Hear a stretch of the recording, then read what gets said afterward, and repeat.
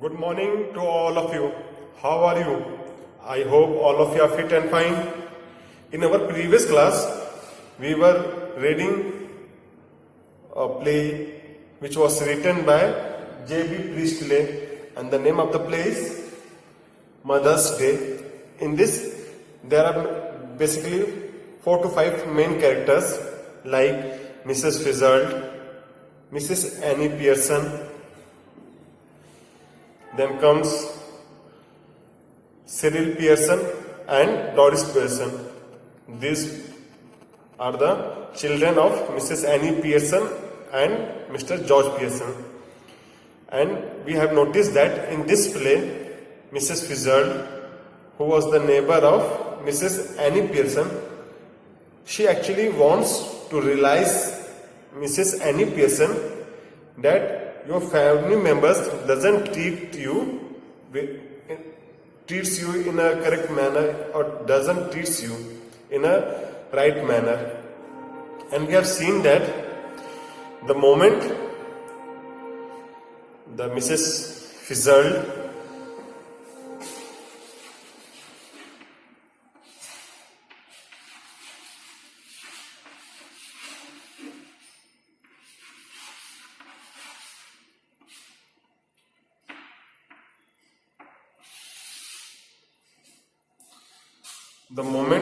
Fitzgerald had started convincing Mrs. Annie Pearson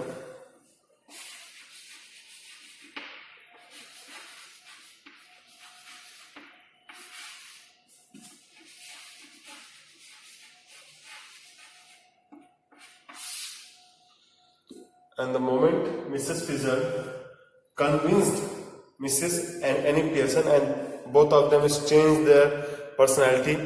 Now Mrs. Annie Pearson started talking in a rudely manner in order to teach lesson to their children and to her husband. And the name of Mrs. Annie Pearson husband is Mr. George Pearson.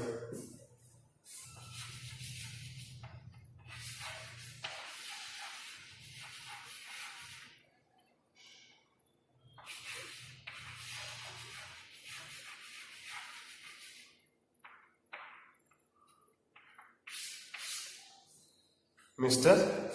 George Pearson, and we have seen that George Pearson was very much surprised when he saw that Mrs. Annie Pearson, who was his wife, was taking a sip of stout. And we have told the meaning of this stout also. What is the meaning of stout?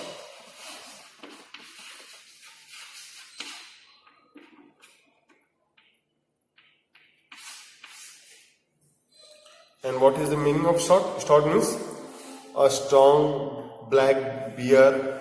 Alcohol means she was taking a sip of that stout, and the moment George Pearson noticed that his wife is taking stout, then he was staggered. This word we have used many times yesterday, and we have told that you must know and you must learn the meaning of this word.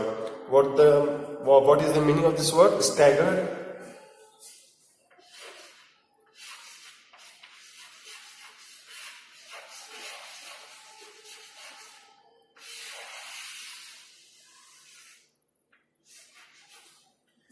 Staggered means, what is the meaning of the staggered? Means shocked.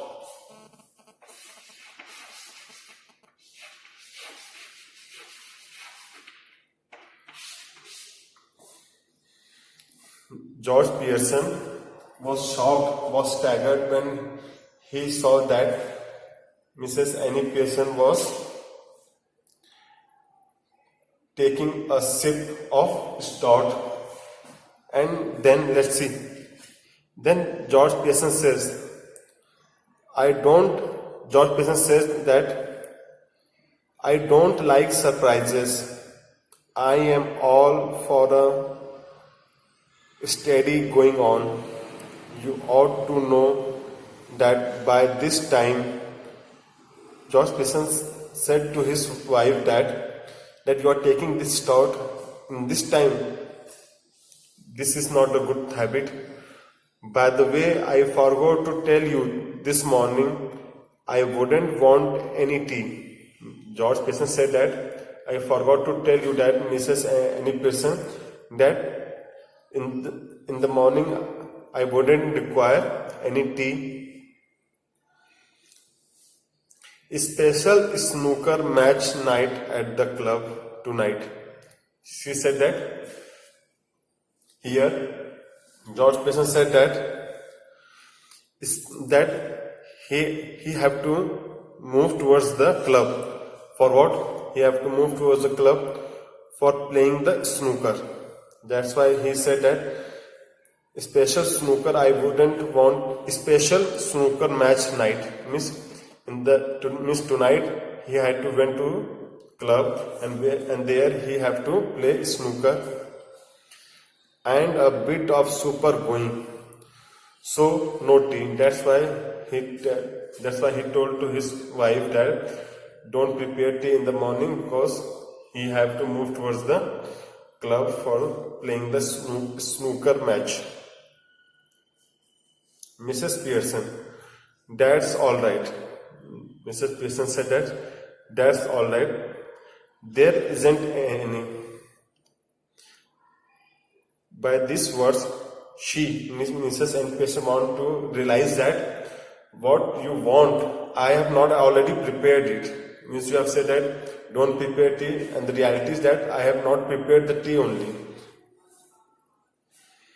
George was astonished. George was surprised that what she's saying. George, you mean you didn't get any ready? George says that you mean that you hadn't prepared the tea.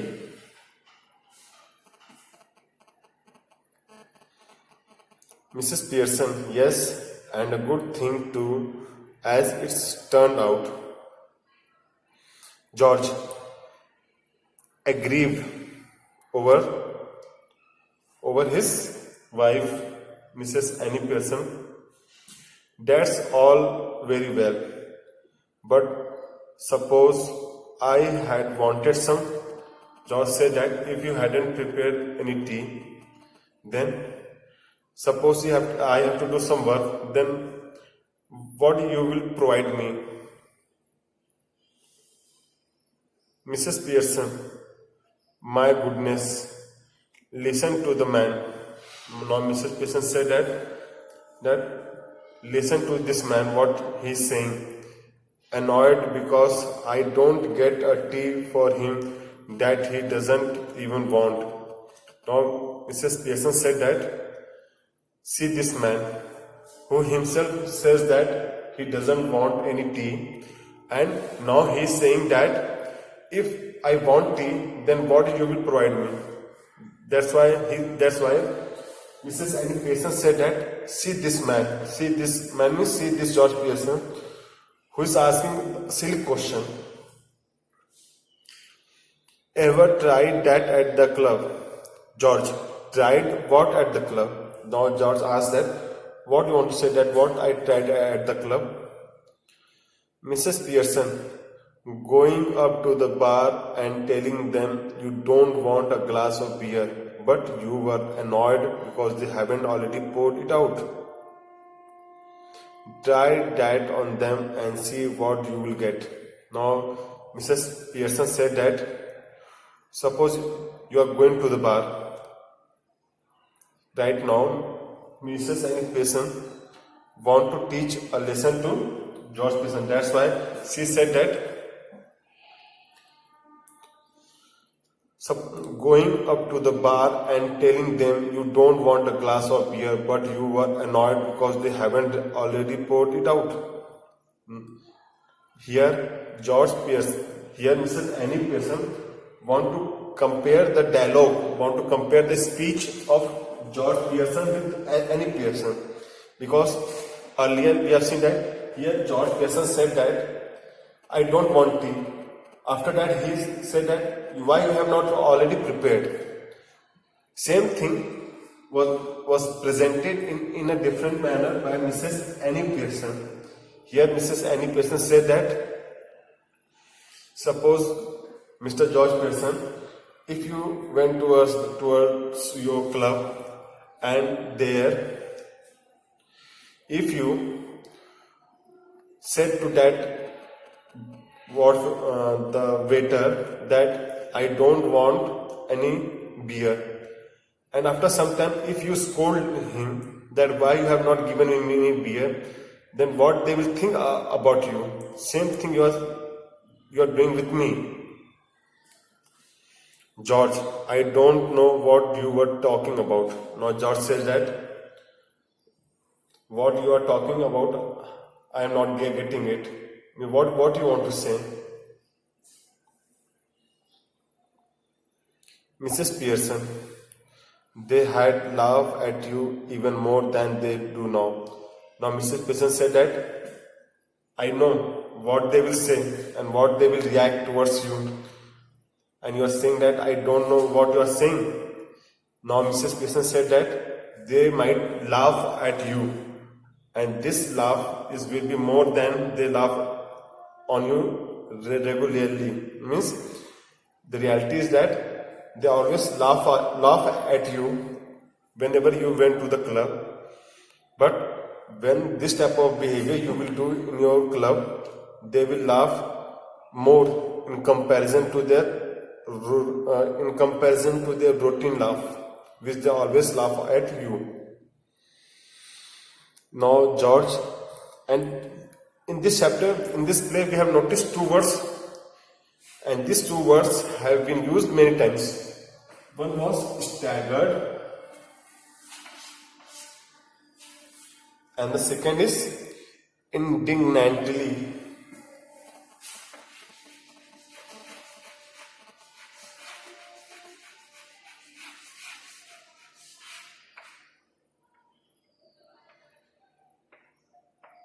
And the second word is indignantly. Indignantly. And what this word indignantly means? And what this word indignantly, we have discussed these words many times earlier also. Indignantly means angry.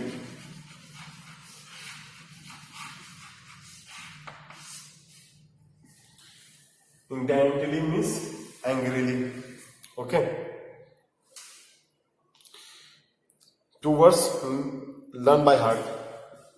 One was staggered. This word is used many times. Stagger means shout. And the other word is indignantly, which means angrily. Okay. Now George indignantly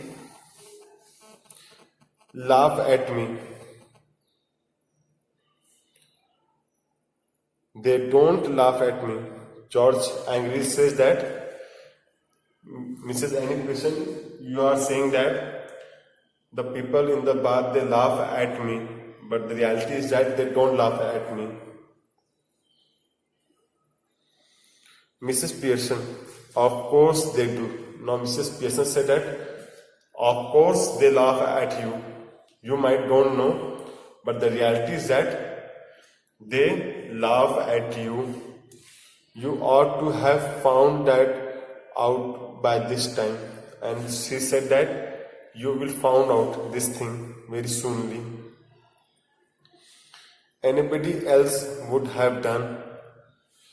You are one of their standing jokes. Now she said that you are one of the standing jokes. Means you are type of joke player. Means you are, whenever they see you, they always crack jokes on you. They get a point, they get a issue of laughing at you. Your personality, your look, your behavior provides them a joke to them. You were one of the standing jokes means you are one of the topic of their jokes apart. Famous jokes, not the simple jokes.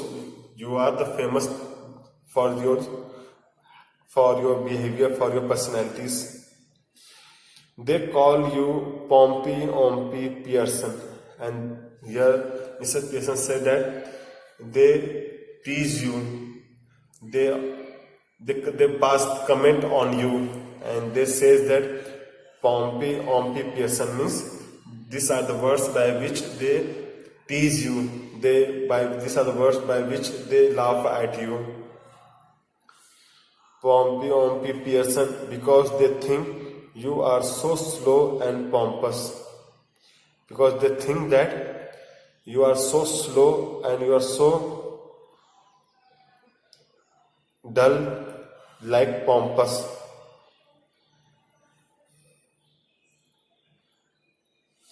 No, George, horrified, because whenever you tease someone, whenever you tell the reality to any person, that person doesn't like that reality, because always reality is bitter. That's why here when Mrs. Pearson tells the reality to the George Pearson, then he becomes angry, because this is the reality that whenever George Pearson went to the club, the members of that club always pass comments, always crack jokes on them. And when this reality was told by his wife, Mrs. Annie Pearson, then he was very much angry over her. Mrs. Pearson, it's always beaten me why you should want to spend so much time at a place where they were always laughing at you behind your back and calling your names. Now Mrs. Pearson said that I can't understand Mr. George Pearson, why you always want to spend your time at that place where people always crack jokes on you and they always laugh on you. Why you want to spend your precious time at that place?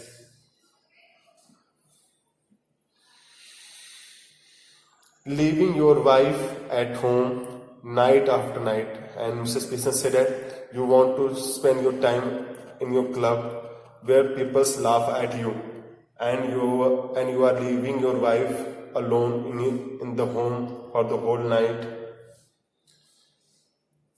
Instead of going out with her, who doesn't make you look a fool. Now she said that you want to spend your time in the club where they laugh at you, but you doesn't want to spend your time with your wife, with me. And you should be very much thankful to me that I always take care of you, that whenever you are with me, no one's laugh at you. Then why you want to spend your time at the club?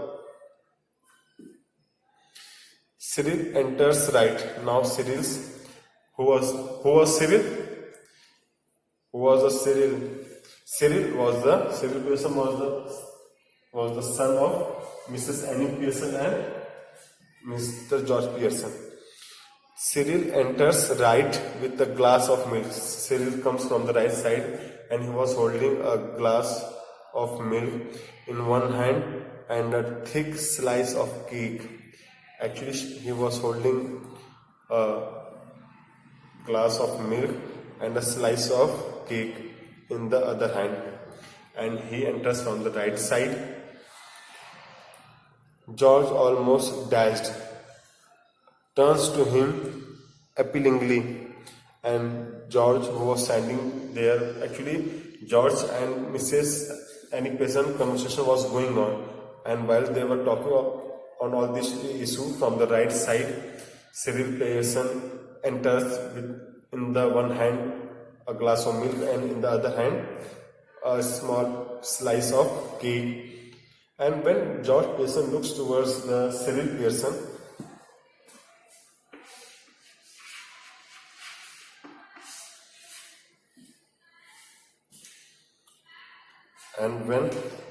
George Pearson looks towards the Cyril Pearson.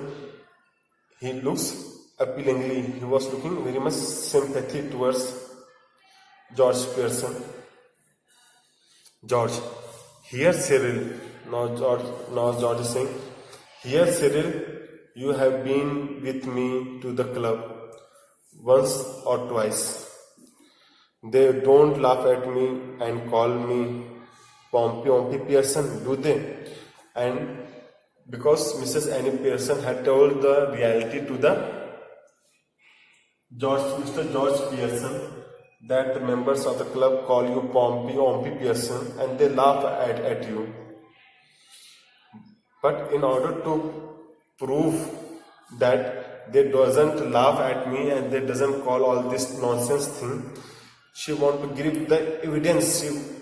Here George want to present the evidence, George want to present the witness in the form of Cyril Pearson. Here Cyril acts like a witness of his father, because that's why George Pearson asked Cyril Pearson, Cyril, please tell your mother that the members of the club, they doesn't laugh at me and they doesn't call me nonsense things, because you have gone with me to the club many times.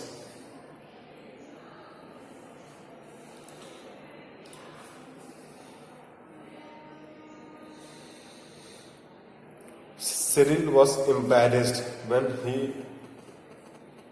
he noticed that his father wants to give evidence, wants to present himself that he is true. That's why Cyril felt himself embarrassed, and that's why he was hesitating. Cyril was embarrassed, hesitates, and he became angry. Go on, tell me, do they? And George Pearson, while looking towards the Cyril, says that the blame which was done, the blame which was given by your mother, it is true or not. Then Cyril, feeling himself embarrassed, that what I will give answer to my father or to my mother, because he knows the reality that members of the club always laugh at their father. That's why Cyril was embarrassed. Well, yes, Dad, I am afraid they do. Now, Cyril was hesitating in giving the correct answer.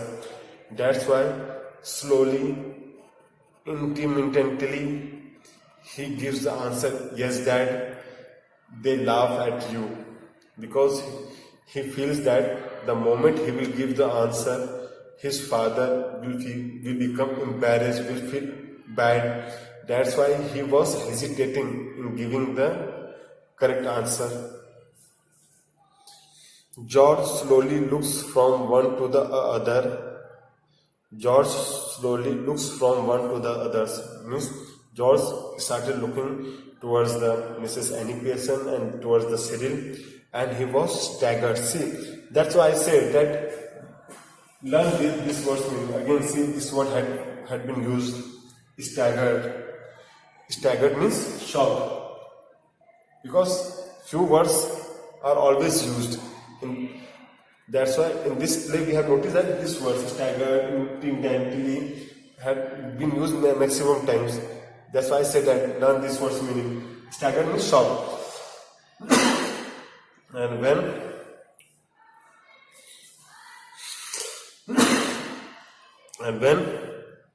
George got the answer from his son, he was staggered, he was shocked.